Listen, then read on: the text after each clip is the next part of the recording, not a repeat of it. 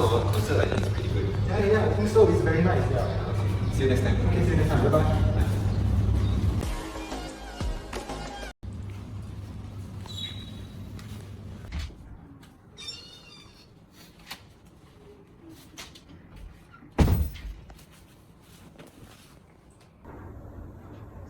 Oh, what a great concert.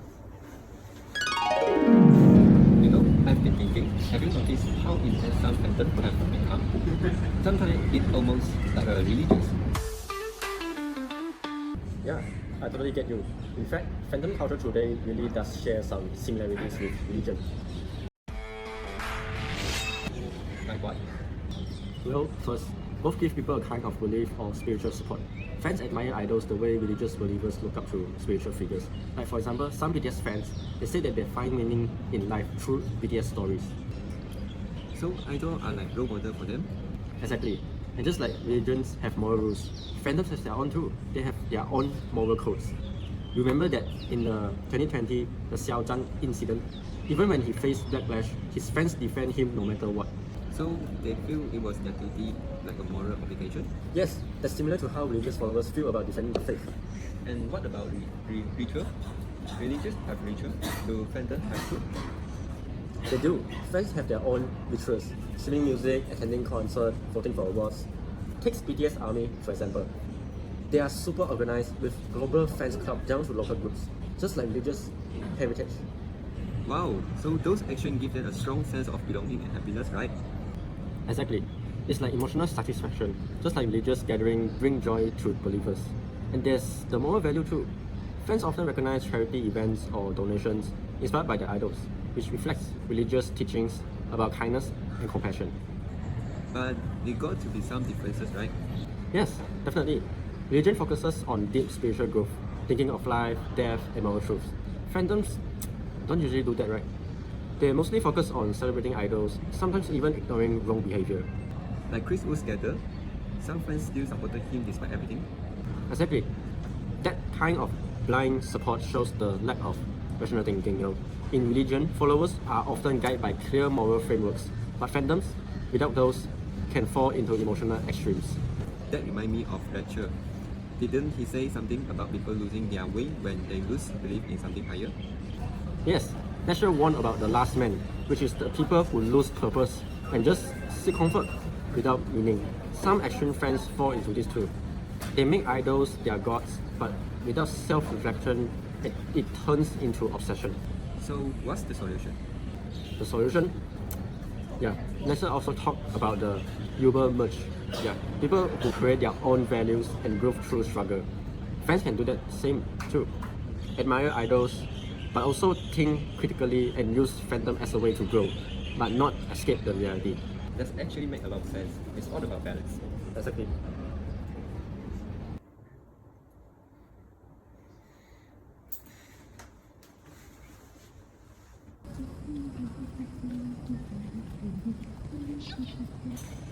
Wait, isn't that Chris Wu? Oh, yeah. That's Chris Wu. Wait, handsome here. Oh yeah. Is that Chris Wu just now? I heard some scraper, the sexual assault case, right? Exactly. And you know what? Some fans are still supporting him, even after everything. Honestly, I don't get that. How can people still separate the artists from the bad things they are done? I don't understand actually.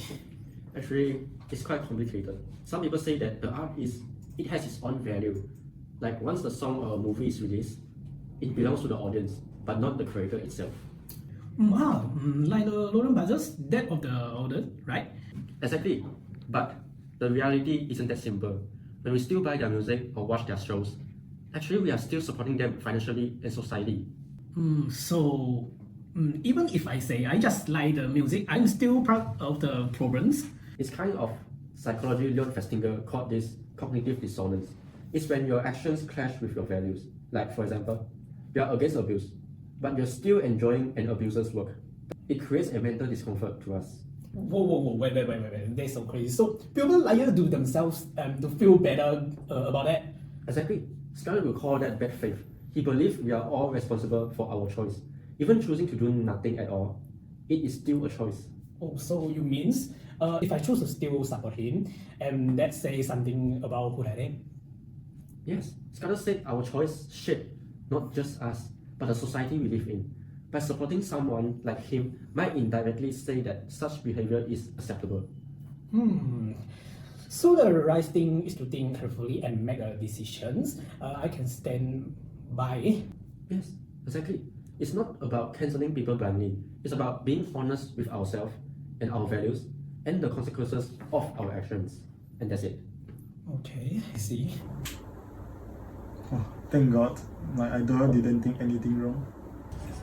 Oh, why am I here? Hey! Another scandal about this idol. She done so many awful things. Why still so many people support her? Yeah, I don't get it. Some people even say they will support them no matter what. It's like, don't really not care about what is done? Or they are just pretending. Damn, hey, I know she made mistake, but I don't care, you know. I've been supported her for years. She saved me during my darkest time, actually. They made more than anything else. People don't like jumping here. But none of them understand. She's still my idol. No matter what. I will stand by her forever. If being a real fan means supporting her forever, then I'm proud to be that fan.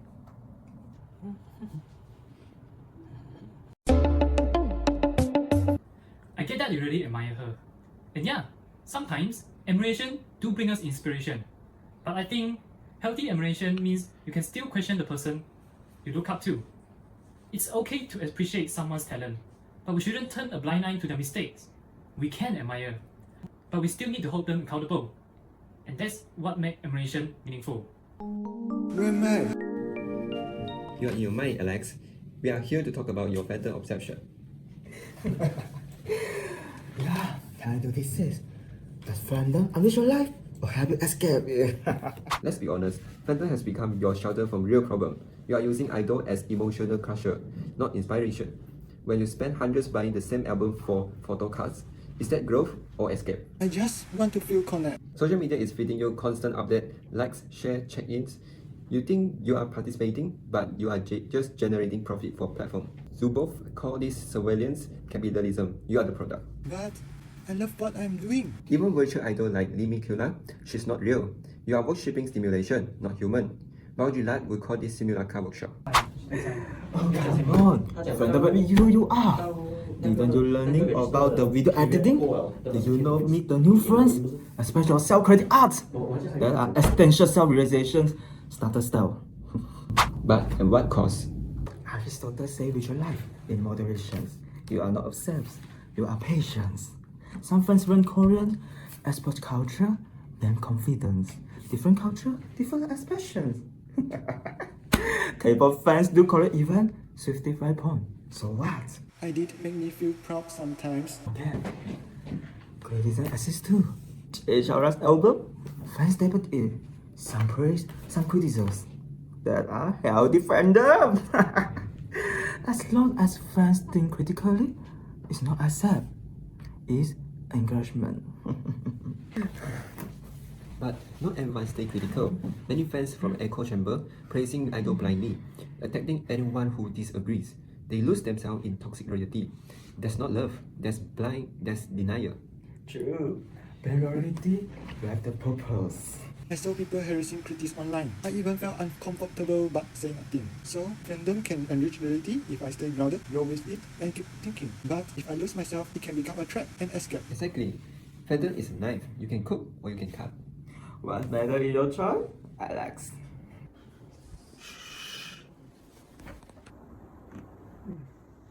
Today eat enough sleep.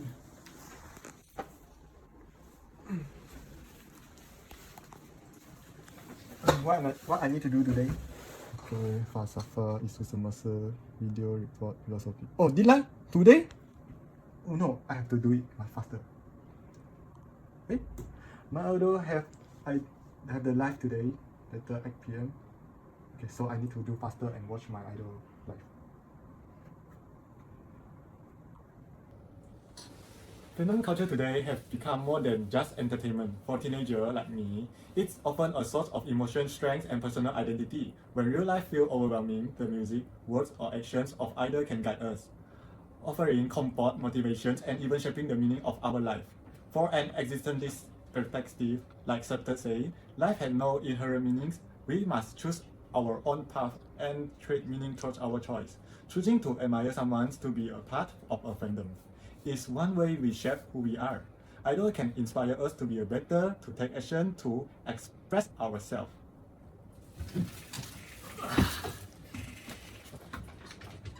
While fandom can enrich our reality, when it's become a content escape, it risks harming mental health.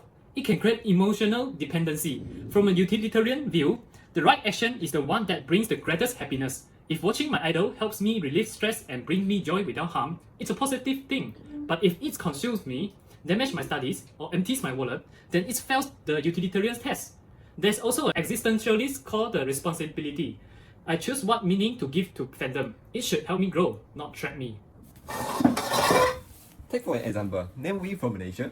Even though he faced backlash for speaking out against power outage, his courage became a moral example for many young people. His fans didn't just admire his music, they admired his stand for justice. It inspired teenagers to voice their opinion and even improve how they communicate with others. That's the positive power of fandom. At the same time, the social media has changed how we engage with fandoms. Apps like TikTok, Instagram are designed with variable reward mechanisms that put us in. Just like comments and news context, it creates a circle of short-term emotional comfort.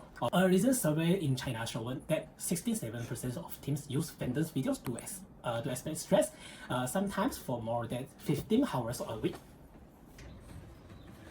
But sometimes fandoms can lead to the blind loyalty or even cyberbullying, especially when the people follow their idols without thinking critically. For us, they're not technological, persistive. We have a duty to act with a moral reasoning, not just obedience. Supporting an idol should never mean attacking the others or losing our own sins or right or wrong. Wow! Some fans even fall in the Islam. When their idols is involved in a scandal or retire, they would collapse. That because they tie their entries meanings to something outside themselves. This can cause anxiety, depression, or even identity loss. It's why balance matters. Psychology like Fosky suggests that with the right guidance, teenagers can develop healthier thinking. School can teach media literacy, helping fans analyze the commercial side of idols.